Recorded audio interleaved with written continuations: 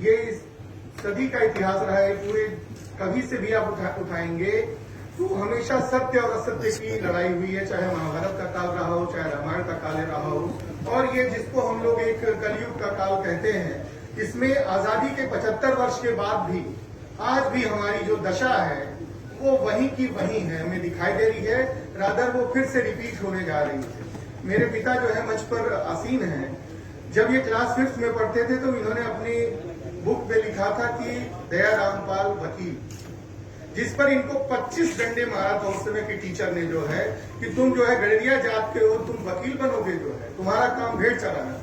लेकिन मेरे पिता का जो है उनका विल पावर उनकी थी, जो है कि एक भेड़ चराने वाले का बेटा जो है आज जो है समाज के सभी जो भी ऊंचाइयां हैं उन्होंने छुआ, जो है। और हम लोग के सामने एक आदर्श है कि जो है किसी भी व्यक्ति को अगर उसके अंदर विल पावर है, अगर इच्छा शक्ति है, तो कोई भी जो है, कोई भी आपकी इच्छा ऐसी नहीं है।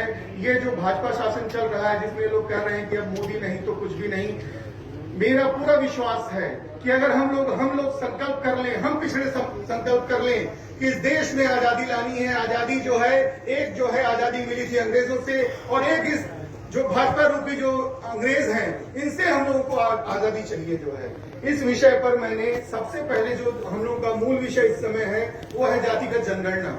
जातिगत जनगणना जो हमारे देश को जो है अलग अलग जातियों में बांट दिया गया और पिछड़ा जो है 60% है, लेकिन उसकी आबादी आज तक गिनती नहीं की गई। 1931 में अंग्रेजों ने 1931 में अंग्रेजों ने सभी जातियों की जनगणना कराई थी।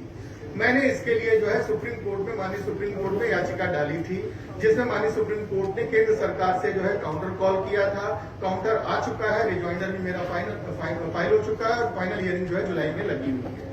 तो मेरा ये कहना है, माननीय राष्ट्रीय अध्यक्ष जी का निर्देश है कि अगर जातिगत जनगणना हो जाती है, उनकी विचारधारा है कि अगर जातिगत जनगणना हो जाती है तो ये भाजपा का जो है बहुत ही उसको बिल्कुल मिट्टी में मिला करके रख देगी, जो है। अगर ये जातिगत जनगणना हो जाती है तो हमारा समाज फिर से जो है अपने जो है जो ये लोग अमृत काल कह रहे हैं, तभी पिछड़ों का अमृत काल आ पाएगा, तभी उन लोगों की जो है, क्योंकि अभी सुप्रीम कोर्ट में जो काउंटर दाखिल किया है सेंट्रल गवर्नमेंट ने, उसने उन्होंने बताया है कि 6,947 जातियां हो चुकी हैं पिछड़ी जातियों की। इसमें माननीय मोदी जी की भी एक जात है वहां की, जो गुजरात की, जिसको उन्होंने स्वयं जो है अपने जाति में जो है समावेश कर लिया है।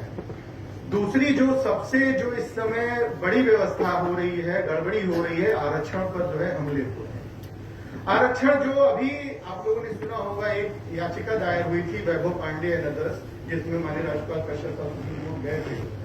उसमें बिना आरक्षण के जो है न्यायपालिका ने बिना आरक्षण के जो है चुनाव कराने का आदेश कर दिया। वो क्यों किया? वो क्योंकि प्रदेश सरकार ने जो कृष्णमूर्ति का जजमेंट था, जिसमें ये कहा गया था कि सबसे पहले ट्रिपल टेस्ट कराएंगे। ट्रिपल टेस्ट का मतलब पहले आप सर्वे कराएंगे, सर्वे के बाद उनकी रिपोर्ट सबमिट होगी, सबकी आर्थिक और सामाजिक स्थिति का निरीक्षण किया जाएगा, सर्वेक्षण किया जाएगा, उसके बाद उनको आरक्षण दिया जाएगा। लेकिन प्रदेश सरकार ने 2010 का जजमेंट था, फिर 2020 में जजमेंट आया कृष्णा गौली का, लेकिन उसके बावजूद जो है इन लोगों ने जो है यहाँ पर कोई सर्वे नहीं कराया। जब माननीय उच्च न्यायालय ने जो है आदेश दिया कि बिना आप जो है पिछड़ों को आरक्षण दिए आप चुनाव कराइए, तब इन्होंने आनंद फानंद में सुप्रीम कोर्ट में, क्योंकि इसके पहले कर्नाटका में भी यही स्थिति हुई थी। कर्नाटका में already solicitor general of India ने जो है टाइम ले लिया था वहां पर कि we are ready to submit the report and we will form a committee. Just like यहाँ पर भी इन्होंने कमेटी बनाई, जिसको कमेटी ने 3 महीने के भीतर जो है एक फेक सर्वे दिया, जो है वो 2011 के ऊपर जनगणना के आधार पे जो है उन्होंने सर्वे दे दिया। इसको लेकर के भी मैं अपनी पार्टी की तरफ से निर्देश के आधार पर मैंने जो है यहीं पर माननीय उच्च न्यायालय लखनऊ खंडपीठ लखनऊ में ऑल इंडिया बैकवर्ड फेडरेशन की तरफ से जो है एक याचिका फाइल की थी, जिसमें अभी अभी माननीय उच्च न्यायालय ने जो है एडवोकेट जनरल को नोटिस जारी की है और जुलाई में डेट फिक्स कल लगी हुई है।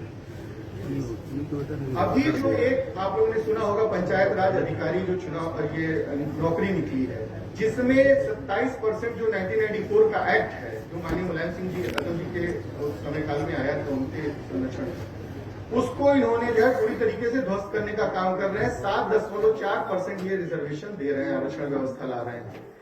मतलब जबकि ईडब्ल्यूएस एक्ट जो है, EWS act is additional to these मतलब जो 27% प्लस 22% 21% शेड्यूल कास्ट ट्राइब 2%, मतलब टोटल 50% रिजर्वेशन हम लोगों का पूरी तरीके से इंटैक्ट है।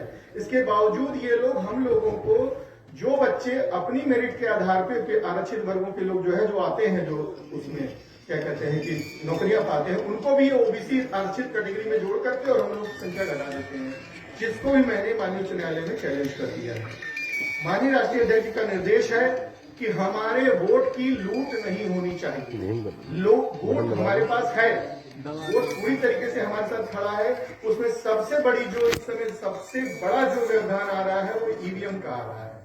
ईवीएम हम लोगों के, जिसको जर्मनी में सबसे पहले 2008 में एक जजमेंट आया था, जिसमें जर्मनी में एक सरकार जो है वहां पर जीती थी, जो पार्टी जो हारी हुई पार्टी थी, वो जर्मनी सुप्रीम कोर्ट में गई कि साहब ये ईवीएम को बैन किया जाए।